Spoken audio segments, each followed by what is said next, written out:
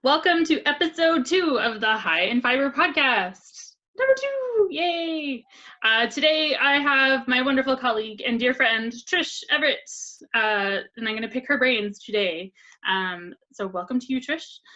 Just a little background, if you are from Vancouver and you've been around during this pandemic, if you've seen a T-Rex or a unicorn that has been inflated walking around town, it possibly could have been her, because this has been her feel-good thing over the pandemic. She also, if you own a rat or know someone who has a rat or any other kind of small rodent, it is also very possible that she may have been responsible for bringing it to this area, as she is a volunteer with the Small Animal Rescue Society of BC. And that is a place that's dear to my heart because I also love small animals and had several of them growing up. So, Trish, thank you for coming. Thank you. So where can we find you on the interwebs if we want to find you? Yeah, you can find me as Orkila Trish, O-R-K-I-L-A, Trish, on Instagram and Twitter that I don't use. And yeah, that's me. Ravelry, yeah. It is named after my very beloved, very favorite summer camp from my childhood on Orcas Island in Washington State. That's awesome. Yeah. Yay. So that brings, you guys may be going, Washington State? Why did she go to camp in Washington State? Well, Trish is a transplanted individual, so she grew up in Bainbridge. Did you actually grow up in Bainbridge as well? Okay, I just knew that you had lived a lot of your life there, but I don't know if we talked about where were you when you were 1?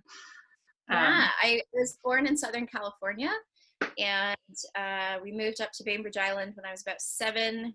And then I grew up there, and I am a West Coast kid through and through. I did my undergrad in Oregon outside of Portland at an itty-bitty school no one's heard of. And then I did my master's at the University of Arizona in Tucson, an area Kelsey knows fairly well. And I came up to Canada back in 2010 to do my PhD in theater studies at UBC. And you timed your transplanting up to Vancouver to miss the Olympics conveniently, didn't you? I did. I got here a couple of months after, which is really too bad because everyone has their fabulous, this is what I did during the Olympics. Yeah. I went ziplining upside down twice across Robson Square. Exactly. I have no such stories. Oh. We hosted an opening ceremonies watching party at my tiny house in Tucson, and I made all of my grad school friends dress up as their favorite country. That's awesome.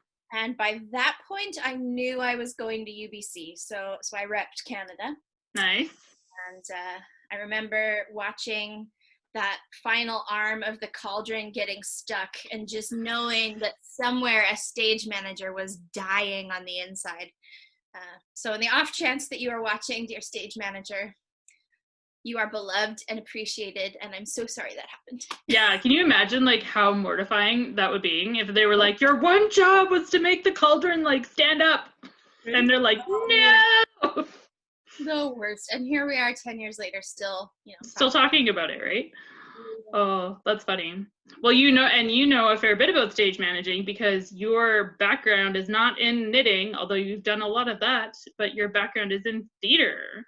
It is, yeah. My undergrad was in theater production, my master's was in theater education, and my doctorate was in theater history, literature, and criticism.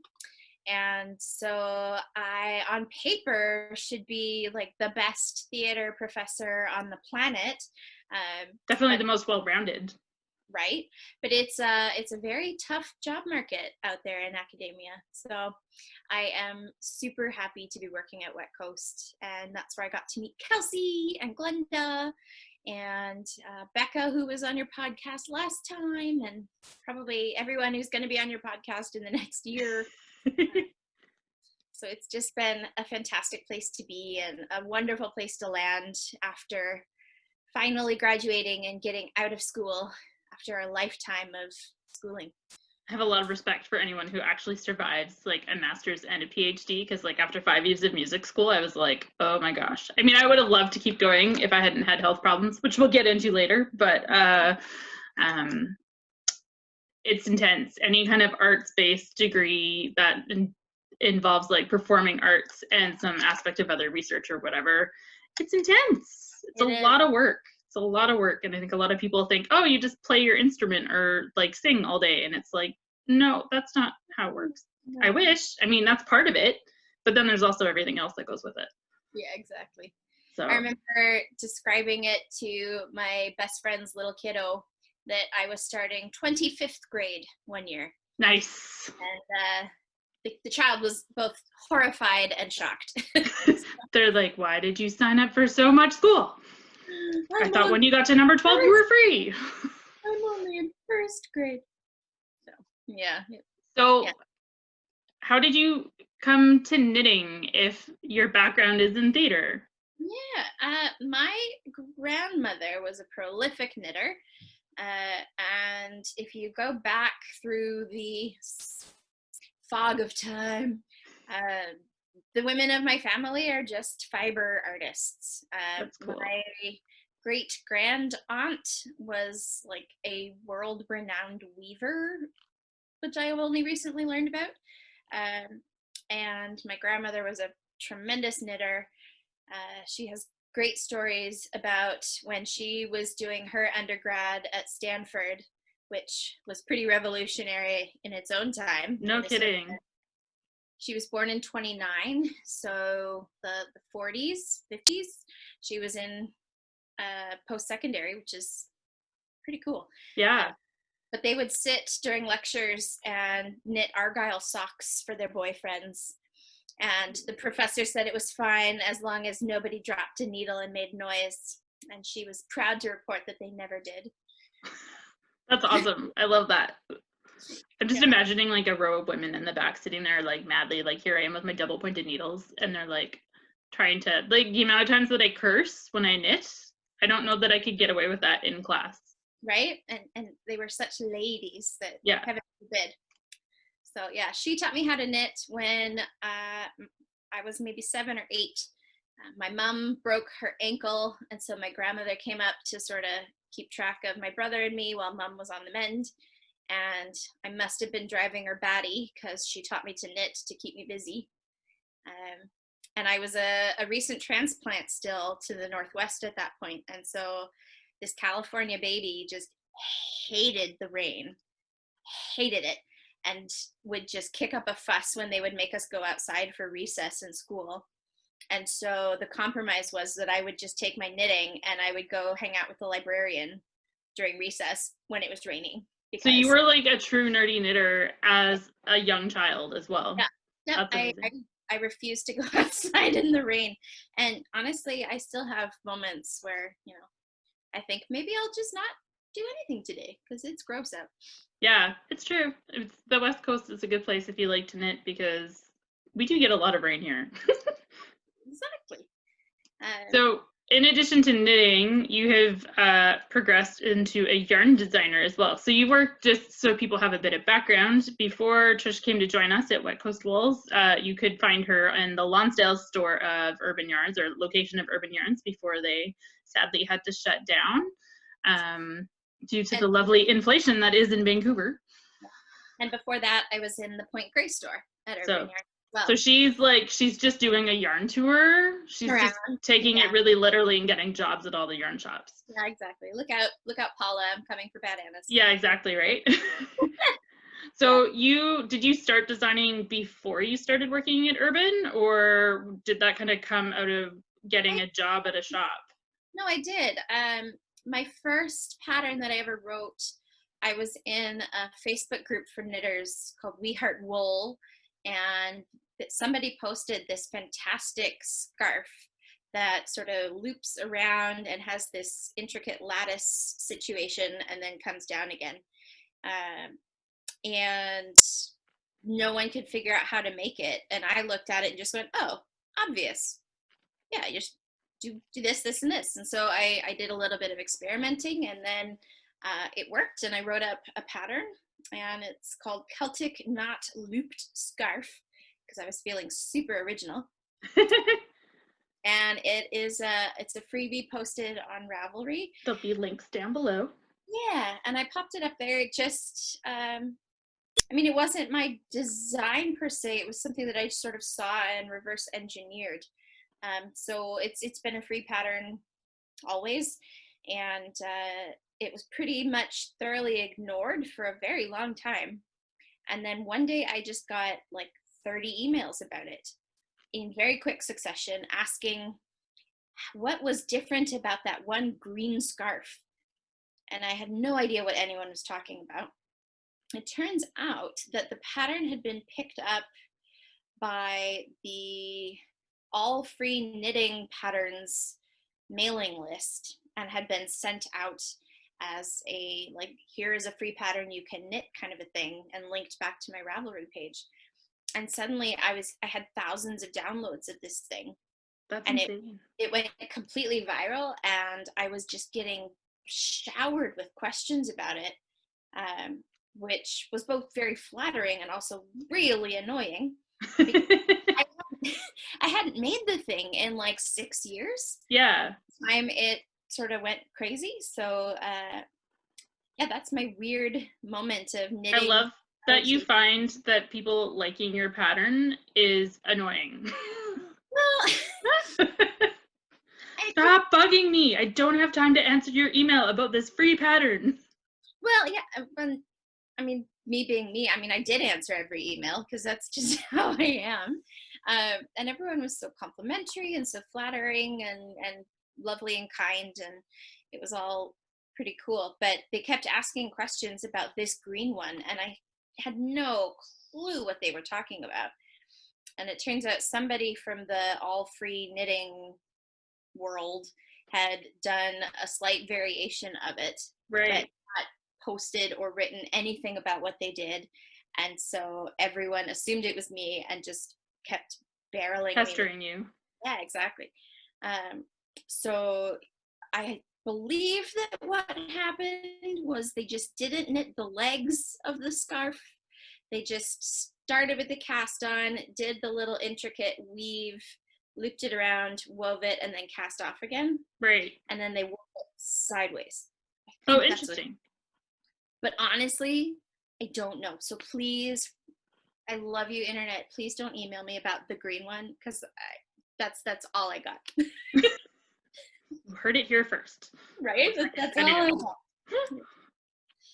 And you've also, I know you have a really cool blanket pattern that we have a knitted sample of in the shop, which is a really cool one. And then you also, wasn't there a yarn store in Toronto? Yeah. That you often sell one of your patterns from? Yes. There's a pattern that I designed when I was working at Urban Yarns. It was in the lead up to Knit City, and we were featuring Richard DeVries' yarn Pepino, which is this beautiful sock yarn, merino, hand-dyed deliciousness. Richard used to work for, or was the head dyer with, or was in some way involved with Koigu. And so his Pepino looks a lot like Koigu, but I guess he's got more freedom being a solo guy. Right. So, hi, Richard. And he's a delight and so much fun. And so we had him at our booth for Urban Yarns, and we were featuring this yarn. So I wanted to come up with something to sort of celebrate the incredible color that his yarn sort of showcased. And so I wrote up a super cute little baby blanket. It's currently in storage at my parents' house, Aw. off chance that maybe someday there will be a tiny human to wrap in it. But it fades through the rainbow, and it uses 2 strands of fingering to do sort of this marled fade through the rainbow.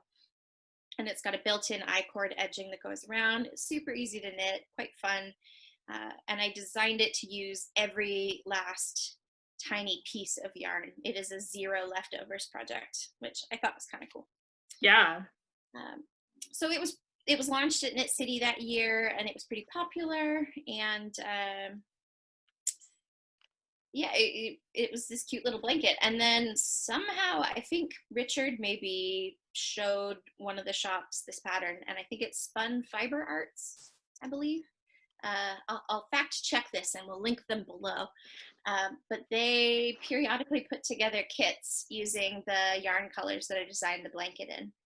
And they have those for sale, and it's so fun because I've never been there. I've never had a chat with them, but every now and again I'll just get this little like bling, your pattern sold. And then this I have no idea how it happened, but there's a shop in Australia that is doing the same thing. That's so cool. Yeah, so they're also putting together the 6 skeins and the pattern and selling it as a little kit. So shout out to our Aussie friends. And thank you. It's just so lovely because I'm not a professional designer. This is not my livelihood. It's a thing I do because I find it quite fun, and it's a way to sort of express myself in a new way. Yeah.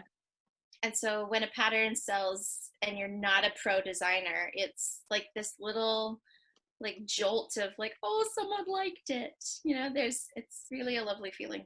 So, I remember when I sold my first pattern, my first like for sale pattern, not my first free pattern, but my first, I mean, it was exciting when my first free pattern as well was getting downloads, and I think it ended up with something like 200 downloads, and I was just ecstatic. But then when I actually put the time into a pattern and got it edited or tech edited and then tested and stuff, I just remember that first time when I logged in and it was like, your pattern had sold, and just the joy and oh my gosh, somebody liked me enough to buy my pattern. Yeah. So that's, I think about how I feel when one of my patterns sells, and I deliberately make them very affordable. I think that the financial barriers to fancy knitting can be quite huge. So I try to do my bit to value my own time and labor, but also to recognize that I want my patterns to be accessible. Absolutely. So I do my best to try and support the other indie designers when I can, and to try to find folks that I've not tried their patterns before, or they're not on the mainstream. Because it is this lovely little knitty world that we're in, and it's very personal. And totally. Yeah, absolutely. In addition to designing, you are also known for yarn bombing. Now, for people who are not familiar with yarn bombing or have not heard of this term before, basically, yarn bombing is when you knit a thing and you put it on a thing where it shouldn't normally go to then make everybody's life better in some way. Usually, that's the purpose. I tried to do a little bit of research on the history of yarn bombing, and it's a little bit vague, but the general consensus is it's been around for 20 to 30 years, kind of late 90s, early 2000s, and that the first significant example of it was that there were a group of knitters in Texas who were looking for unique ways to use up their leftover yarn, or projects that maybe they didn't finish or didn't turn out how they had hoped. So they started putting them in trees, on bicycles, things like that. And there's even an International Yarn Bombing Day, so you can mark your calendars for June 11th and start your planning now. So Trish, you recently had the opportunity, I mean, you've done yarn bombing for quite a while, but you had a cool opportunity recently to do yarn bomb knitting for a car commercial. Yeah. Toward the end of this last summer, the Nissan Rogue was being launched, and they were preparing the commercial for that. And for reasons I don't fully understand, they decided to go with the idea that there were FAMs, little groups of people that were into different things, and that you could pile them all into your car and go do the thing. And so one of those groups was a group of yarn bombers. So I grabbed my roommate Zach and our lovely friend John. We were a COVID bubble at the time, and we did a lot of knitting together in the park near our house. And we submitted an audition tape for it, which was pricelessly funny. I may send some footage to you, Kelsey, if you want to intersperse. Yeah, totally. And if anyone has seen the Wet Coast Wolves podcast with where Trish and I were responsible while Glenda was away, you may have already seen a little teeny glimpse of some of the shenanigans that happened. Exactly. But we filmed this totally hilarious audition submission, and we had way too much fun with it. We did get a call back, but we didn't end up being cast. And then I got in touch with production through my agent. I worked in theater and film and TV and commercials as well. You can find her butt on several TV shows. It's true. It is heavily featured. Reached out through my agent to production and said, hey, do you guys need some knitters to do any work for this thing? Because I assumed that they would need some props. And they got back in touch. And so they hired another gal and myself to do a whole bunch of knitting of props and pieces for the commercial. So yeah, there's little bits of that, and it showed up for like a half of a blink of an eye of a gnat on the 15-second commercial. But it was fun to be sort of paid a little bit to actually get to do some fun stuff that I would sort of do anyway. And then I was left with this huge bag of stuff that I had made afterwards. And the snake that is currently on a pole outside of Wet Coast came from that project, allegedly, though I would never admit that that was me doing it. And then the rest of the pieces have allegedly gone to North Vancouver, where they may. I was gonna say, I think some of the staff might have been a little too enamored with all your cute little toadstool mushrooms that you were making. It's true. I made all of these little mushrooms and a little snail, and the film crew took them. Punks. I was totally brokenhearted, actually. The snail, especially, it was really dear to me. The snail was awesome. Yeah. That's yarn bombing for you, though, right? Like you put the thing out into the world, and it's out there for other people to enjoy, and you just have to let it go. And if it stays up, then great. And if not, then that's okay too. And you just have to sort of release them into the world and then let go. And that's exactly, I think, a very healthy mindset too, really. Yeah. Well, I think it's cool too how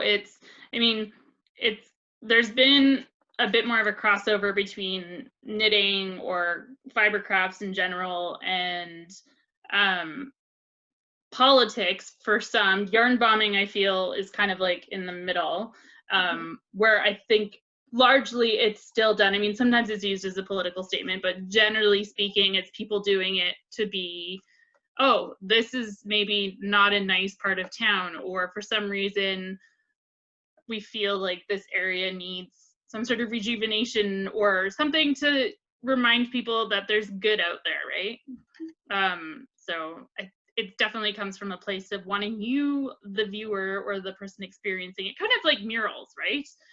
It's a textile thing as opposed to, so it's still visual art, but it's not, I guess, wouldn't classify as applied visual art.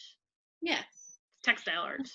It's just, it injects a little bit of whimsy, a little bit of something unexpected, where, you know, you're walking along and then suddenly a pole you've never paid attention to in your entire life is the funniest thing you've seen all day, because it's now a purple snake. A bright purple snake on it. The amount of people in the first probably 6 weeks to 2 months that snake was up there that would stop and take pictures and laugh at it, and just like you could see get so much joy out of it. I totally just dropped my double pointed needle on the floor. Oh no! That's okay. I still have 4. I can work with that. Knitter problems. Am I right, people? This is where all the people who magic loop or use 9-inch circulars are going to be yelling at me. Although I can't, in my defense, use this on a 9-inch circular. That would still be too small or too big.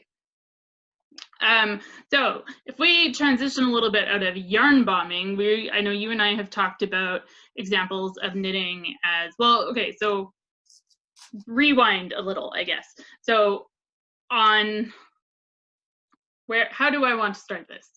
I guess things that are typically more politically based in the fiber world, the term craftivists or craftivism is often applied to them.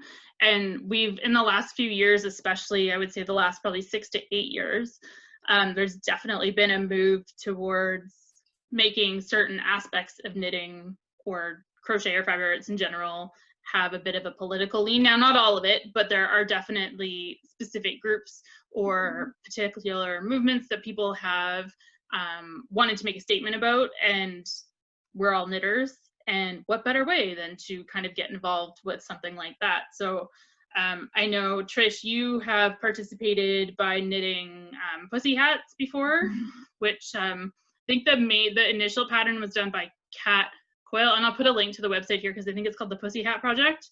And that kind of came out of the Women's March and the Me Too movement and all of that. And then more recently with things like the Black Lives Matter debates and all of that, which is bizarre to me that even has to be a debate. But we're going to try to keep this fairly lighthearted without getting too, I don't want to step on people's toes. We can, if people want us to get more into it, let me know, because we can do that. But to stick with the theme, there's the Empower People cowl by Casapinga Knits, which you have also made, Trish, right? Yeah. I, in addition to studying theater for the insane amount of time that I did, I was also a political science major, and I see the politics in everything, and I don't think that that's a dirty word. I think theater is political, politics are theatrical. The marriage for me is very obvious, and all of my various aspects of research have sort of toyed with that interplay and the way that sort of politics infuses everyday life. So for me, everything is inherently political. You can ignore it for a little while, but you can't hide from it forever. Yeah. I know that there's definitely the group of people that say, oh, we should just shut up and keep knitting and not acknowledge things like that. But I feel like if you have a skill and you can use it in a positive way to spread a good message and to draw awareness to something, it's not necessarily a bad thing. I agree. We're not promoting like Satanism. Not today, anyway. That's next month. No, I'm just kidding. And for the people for whom knitting is totally apolitical, like that's awesome. Good for you. For the people for whom knitting is a tool in their political handbag, also good. I don't think the world is black and white in any way, shape, or form. And, totally. Trying to assert that it is just not particularly helpful. But for me, knitting is sort of a way that I express myself. It's a way that I show affection. A surefire way to know that a knitter likes you is if they make you something. True. And so as someone who was an American citizen living abroad while the Women's March was sort of coalescing and in the days before Trump's inauguration, I felt really powerless. I mean, I'm American. I'm affected by everything that goes on south of the border. I still have to file my U.S. taxes, for crying out loud, even though I've not lived there for a decade. Yeah.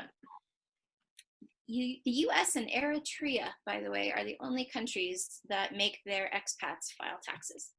Which is insane to me, because then you have to, if you're not making money in that country, why? I mean, I imagine your tax return is probably fairly simple because you're not making money in that country, but it's still why you have to prove that you did not actually make a wage at any point. Exactly. So that's a whole can of worms, and if anyone wants to get in on that, you can find me on Ravelry or Kyla Trish. But the political atmosphere, the sort of the zeitgeist, one of my favorite words, was just so volatile in the lead up to Trump's inauguration. And I felt like this was a way I could use skills that I had and something that I loved and felt was important, knitting, to express solidarity and to act as an act of resistance that what was going on, wasn't normal. I am a totally unashamed lefty, and it's why I ended up in BC, living in Arizona. When it was time to look for grad school or doctoral programs, I thought, okay, what's the opposite of here? And that was Canada. So that's how I ended up here. So the Pussy Hats for me, it was a way of expressing solidarity with women and men that were hurting in a similar way that I was. And the powerful visual of the Pussy Hats I thought was incredible. Seeing just this massive sea of humanity with every possible shade of pink, and that, pink is a color often associated with femininity and womanhood, but traditionally it wasn't. It was considered a masculine color. So there's something interesting there in the gender play. I think that the name of the hat being both something with kitty cat ears, but also a slur against women by the president of a world superpower. I thought that was very clever. And I know that it's not a simple symbol. There were certainly people that felt left out or excluded from it. But I got in really early on the Pussy Hat project. And I can say that, having spoken with the organizers and the people involved from the get-go, it was never intended to be exclusionary. So if you felt excluded by the Pussy Hat, I am sorry. That was no one's intention. But in the lead up to that first Women's March, I was going to go down to Seattle and march with my mom, my aunt, and my cousin. And my lovely friend Karen came along with me. So I knew I wanted to make as many hats as I could to take them with me. And I was working at Urban Yarns Lonsdale at that point. So we just sort of put a call out and said, anybody want to make a hat, that Trish will take them down to Seattle and hand them out at that march. And I ended up taking down, I think, about 50 hats. Wow. 25 or 30 that I had made, and 25 or 30 that other women had made. Yeah. And it was all women that made the hats. And my favorite story was, there was a woman who was in Vancouver on shore leave. She was working on a transport cargo ship, and she was the only woman on the crew, and she had dealt with untold amounts of misogynistic nonsense, and it was so important to her to have a hat that she had knit make it down to be worn by an American woman for this march. That's so cool. So she came into the shop right when we opened. We got her set up with yarn and needles, and she camped out the entire day making the most complicated pussy hat I have ever seen. It was cabled and shaped, and it was intense. But she was going through such a profound emotional experience making the thing that it was solid. there was no stretch to it. It was bulletproof. Is my favorite technical term when it comes to very tight knitting. Exactly. So it ended up being, about this big. And so I knew that it had to go to someone really special. And so the morning of the march, we were riding the ferry from Bainbridge Island into Seattle to go join in with the thousands and thousands. And the ferry boat was entirely full of people going to the march. And then there were 6 other people. Wow. Everyone had signs and lots and lots of pussy hats, lots and lots of other, slogans and things splashed everywhere. The governor of Washington State was on the boat and made a little announcement. That was kind of nice. but I had this bag full of hats, and I just walked around and I looked for people that didn't have one, and I said, would you like a pussy hat? And everyone offered to pay me, which of course I wouldn't accept. And I said, no, this was made for you by a group of women in Canada who didn't know how else to help, but wanted you to know that you're not alone, and that what's going on is outrageous, and that we're with you. Yeah. And almost everybody cried. Almost everybody. I love that. That's so nice. And then the special hat made by the gal, the bulletproof hat, because it was so little, I found a woman who was wearing her baby in a baby carrier, and I struck up a conversation with her, and she was adamant that her daughter be at this march to sort of be present in this incredible energy demanding, change. Mm-hmm. And how desperately she wanted her daughter to grow up in a more just and equitable world. And then I gave her this bulletproof hat and told her the story of the woman that had made her. And then she's crying and I'm crying and everyone around us is crying. It was an incredible thing. And there were so many people on the ferry that instead of having us all go off on the passenger deck, they just had us all go off on the car deck, which is very unusual. And my mother described it as the storming of the beaches of Normandy, as this like wall of humanity with picket signs and hats and everything are all rather joyfully, like the atmosphere was incredible, coming off the ferry and then heading up to join the march. But there were so many people at the Seattle March that year that we couldn't get anywhere near the starting point. Yeah. So the closest we got was about 15 blocks away. Wow. Where everyone was starting and where all the speeches were. And there was this really great transit worker who was trying desperately to maintain some sense of order, because there were supposed to be buses shuttling people from a transit hub out to this park, but there was no room.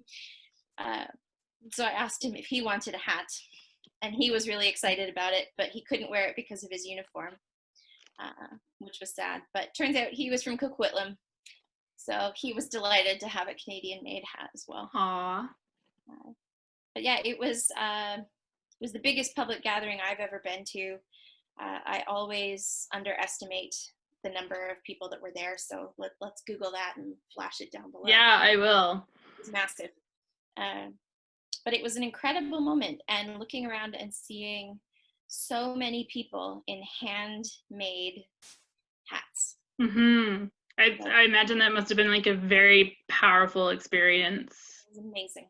And some of them were just terribly knit, bless them, but you know that every stitch was done like with the best intentions. So much love and so much heart, right?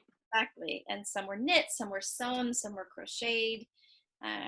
They were every color you could imagine, and it was an incredible thing. And the first time that I really saw public knitting as sort of a giant social symbol, it was amazing. That's so cool. Yeah. So my experience with pussy hats. That's amazing. Yeah. I know early on when we met, we've talked a lot about the different things, and if anybody wants us to do another podcast where we go more in depth with any of these, just let us know. We can pick a topic and focus more. This is kind of like the Cole's Notes version of some of these topics, I know, but I know early on when we met each other, we both exchanged that we both have rare diseases, and so this kind of ties into our craftivism discussion.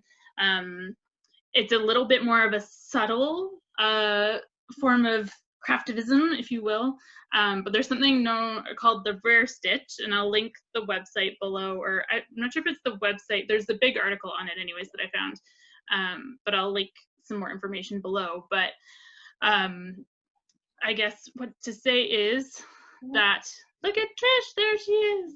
So there's her rare stitch. You can kind of see it, it pops out. I'll try to circle it in the editing, in the aftermath. But I'm going to start doing this on my stuff because I think this is super cool. And I kind of forgot about it till we were talking about it again this last week. But the rare stitch is meant to kind of, it's an opportunity for those of us who are unicorns in the world of things, to say, hey, I have something, I have an internal stitch that is not quite right. So those of you who are familiar with me know that I have something called trigeminal neuralgia, which is a very rare disease. And I've even had brain surgery to try to help alleviate some of my symptoms. And Trish has something called hypophosphatasia, or HPP for short. And I had to practice that word a lot. You did well. And I was nervous about saying it on this because I've been saying it consistently right for a while now, but try doing it when you're being recorded. Yeah. So Trish, tell us a little bit about why the rare stitch is important to you and a little bit about hypophosphatasia. Nicely done. The thing about the rare stitch is that it's a visual representation of sort of being one in a million. This is the Carbeth cardigan, which I love to pieces, and it's, I don't know, some untold thousands of stitches that go into making this sweater, and there's just one stitch that's just a little bit different. It's a different yarn, it's a different color, and of course it's purple because that's my favorite color. But it's highlighting folks that are dealing with rare diseases or conditions. So hypophosphatasia is a genetic condition that is, it impacts your ability to absorb calcium and to mineralize your bones correctly. So its nickname is soft bones. Basically, we can break Trish really easily. So there's a massive scale of severity for it, and I am so lucky to be on one of the least severe points in that spectrum, but it can be fatal. It can be debilitating, and it's not something that is widely known about, and it's very rarely diagnosed. We figured out that our family has it when my youngest cousin was still in utero, and something in the scans wasn't quite right, and a very, very clever doctor sort of twigged on to this idea that maybe it was this thing. And so out of my sort of 10 extended family members, my mother, her sisters, and my cousins, 9 of us have hypophosphatasia. Wow. And it's one of those 1 in 100,000 type diseases. So there's a million people out there that are good to go on this front because my family exists. I know that's not how stats work, but. How many times would you say you've broken bones since you were a kid? Well, so in our family, we don't count toes or fingers. Oh my gosh, that's alarming. Well, that's like. You're like, whatever, I didn't need a cast for that one. I didn't need like orthopedic or like extra things to maneuver. Exactly. I've probably broken and fractured my ankles in various places, ways, and severities 50 or 60 times. Probably. Wow. And I have shockingly terrible teeth. So it's mostly for me manifested in my teeth. And then I get calcium buildup in weird places, like my shoulder is calcified and shouldn't be. And I have calcium. So does that limits your movement, right? It can, but the paradoxical thing is that people with HPP also often are hypermobile. Weird. So, yeah, because everything's soft, so it would move more. Exactly. So you can like dislocate things more easily. Exactly. So my left knee dislocates really easily. It's done it in my sleep, in fact. Oh. Yeah, it's super really fun. Good way to wake up. It's a great way to live. Love it. But I'm truly grateful that I am able to live the quality of life that I do, and that my severity is fairly low in the grand scheme of things. But there's an incredible organization called Soft Bones that is global now, and they are doing a lot of advocacy for hypophosphatasia and for patient and doctor education and training, and a lot of advocacy on behalf of patients with HPP. That's really good. They recently, in the last couple of years, approved gene therapy for it. Oh, wow. That's huge. It is huge. It is currently, or at least the last time I looked it up, the most expensive medication in the world. And it costs about $1 million a year. Oh, that's unreal. So I'm not on it. But there's some incredible researchers actually out of Manitoba that have done some really amazing work in trying to fight this issue. And why are all the cool people in Manitoba? Like, my brain surgeon's in Manitoba, and he's like the best there is, pretty well. Not he's probably like tied for the best, at least in Canada. There's a Dr. Greenberg who I've not had the chance to meet, but everyone sings her praises. Mennonites in Manitoba have an unusually high incidence of this particular genetic mutation. Good thing I was Mennonite from Saskatchewan. Well, so that's how we started talking about it. About your family history, and I went, "How are your bones?" And I went, "My bones are fine, but my face definitely is not fine." Exactly. And so that was really, I think, when we started to bond. It was one of both like, hey, we both have these weird, freakish things. Yeah, that no one understands. Yeah. Well, it's so true. Like, if I think, unless somebody has spent many, many months of their life living in pain every single day, even if it's just like a low level of pain, but pain that never ever goes low, or just never has like an end point. Never get people don't get it, and that's one thing. I know with trigeminal neuralgia, which I have, it's nicknamed the suicide disease because there hasn't been a real formal study done for quite a while now, but the percentage of people who successfully commit suicide in the first 5 years, the last study that I saw, was something like 28%. It's a really, really high rate, and it's excruciating. It's hard to diagnose. Usually people have a lot of, like, I had to fight the medical system for 7.5 years before I could get treatment, and I still have problems with it, even though I've had treatment. My life is way, way, way better, but I had to fight to even get that level of treatment, and I also had to fly to Manitoba or wait in Vancouver for like 8 years to get surgery. So it's when you have a rare disease, it's really hard you have to advocate so much for yourself because not a lot of people know about it. And also having a rare and invisible disease, because there's something about not physically looking like there's anything wrong, because I look fine most of the time.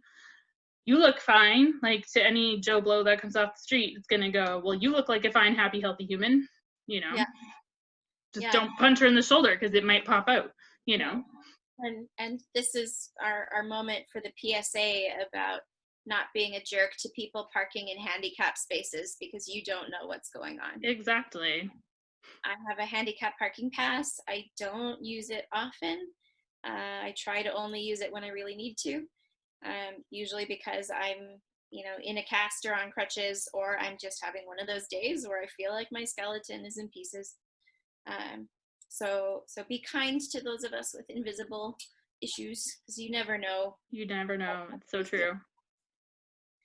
And that's why we do things like the rare stitch, which is what I would like to get into more and more now with my future knitting, now that it's something that I'm more aware of. And plus, I just think it's just kind of cool, because if I think about, like when we have a Knit City or a Fibre show again, like how cool would it be to walk around and see, not cool because it means you have some sort of really weird rare disease, but on the flip side, there's like a bit of a kinship there. I feel like anyone who has an invisible illness, no matter the like severity of it, and especially a rare one that, both of us have had to deal with the medical mayhem that comes with that.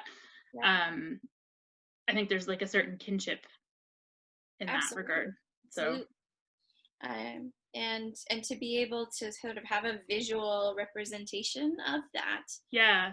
That if you were to put everyone who has a rare or invisible disease together, it would be a massive proportion of the general population. Everybody has something going on. Totally. But there's some solidarity in that I totally.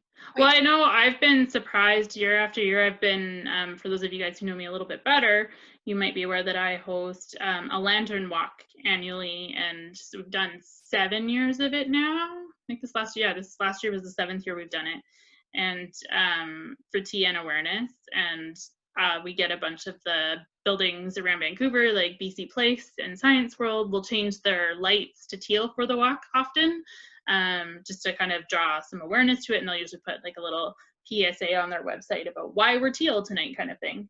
And it's amazing to see how many more people have come out or reached out since I've started doing this. I mean, it's also sad because I'm like, oh, I'm really sad this many people have it, but at the same time, it's a chance to learn from each other and each other's experiences, because sometimes what worked for someone you may not have heard of, and it might be an option for something for you to try, or something to research more, or maybe they know a doctor or a physician or some sort of therapy that's worked for them that's maybe not your traditional, way of treating it. So, well, and even for people that are sort of struggling to get a diagnosis. Yeah, absolutely. Something's not wrong, but they don't necessarily know what it is. Just the power of having that diagnosis. Yeah.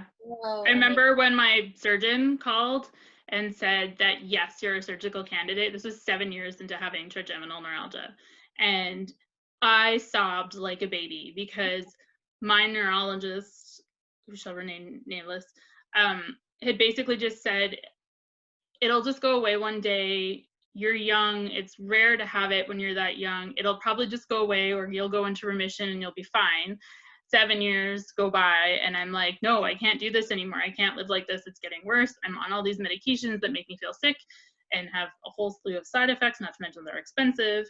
And that's in Canada. So people in the States, like, oh my God, if that's what I'm paying in Canada with like a certain degree of coverage, like I can't imagine how it's even an option for a lot of people in different countries where they don't have medical coverage. And yeah, I just remember the day he like called and was like, oh, I see something in your scans. I think I can help you. And I sobbed like a baby, because I felt so validated after being told for years and years and years that, oh, it'll get better, or it'll go away, or you're too young, or you're too, like, you seem normal. Or that, you're not doing enough physio, you're not. You just need to get out more. You just need to lower your stress. You're a university student, you're stressed out. That's actually what one physician told me. He said, verbatim, you just need to explore the emotional problems. And I was like, can I punch you? Punching is wrong, right? Yeah, I know, right? It's funny, I sent my mom an email about punching someone the other day just because I was like not impressed with what they said. And my mom's like, no, it's not wrong to want to punch them, but it is wrong to actually punch them. And I was like, thanks for the clarification. Thank you for that. Cheers, Mom. Thanks for that life advice, because I know my mom watches this. Hi, Kelsey's mom. Yeah, the validation is so important. So yeah, if you have lost your teeth at a young and early unexpected age, if you break your bones really easily, if calcium's ending up in weird places, you might have hypophosphatasia. So get your alkaline phosphatase tested. And if it's low, keep asking questions. Exactly. And if your face feels like you're getting shot by a gun through your cheek, or in behind your eye, or through your ear, or through your chin and stuff, I'll throw up resources for both of these lovely diseases that we have in the down below, so you can have some research. You're also welcome to email me, and if you have questions for me or Trish about either trigeminal neuralgia or hypophosphatasia, you are welcome to contact us, because we are more than happy to lend an ear and point you towards some resources that you might find helpful. Yeah. And I see we've been at this for like a whole hour. Oh boy. We just had so much fun stuff to say. Yeah. So I think it's time for that the years old debate. So this is the recurring theme, or the recurring question that happens at the end of every KZ Knits High in Fiber podcast, because we are taking a tally, and that is DPN's magic loop or 9-inch circular needles? Trish. It's complicated. Okay, we now have a fourth column. It is called It's Complicated. So Trish is a recent convert to DPNs because we've been knitting these little elves. I will throw in a picture of this like horde of elves she's made in the last couple weeks. And she is very much pro magic loop before, if I'm not mistaken. I preached the gospel of the magic loop. I was a pastor of that church.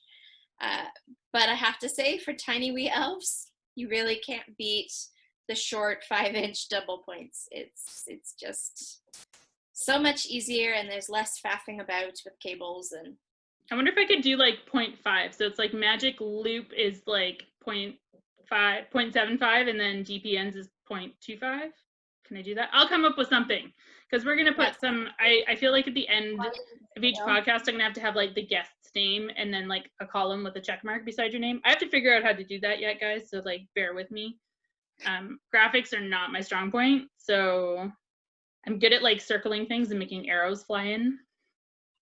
But please do a whole bunch of those right there.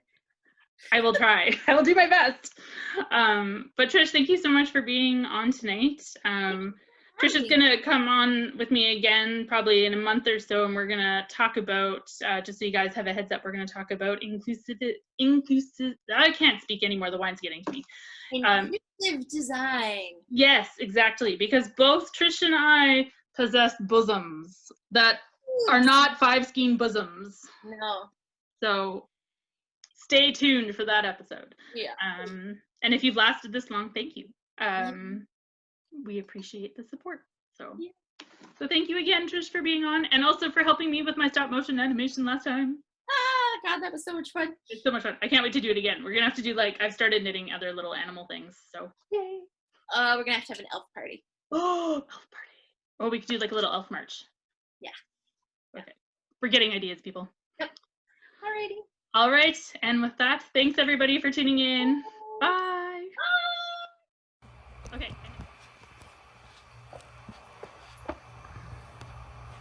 Action. I'm a bit unsteady in this angle, but sure, action. Action.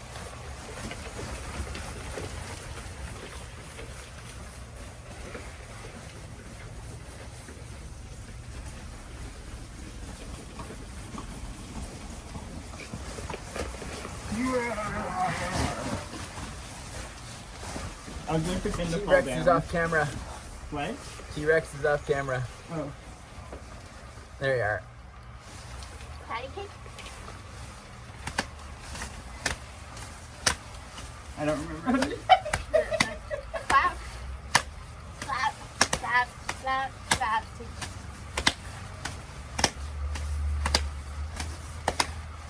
No? Been a long time. Spear him with your horn. Oh my. Okay.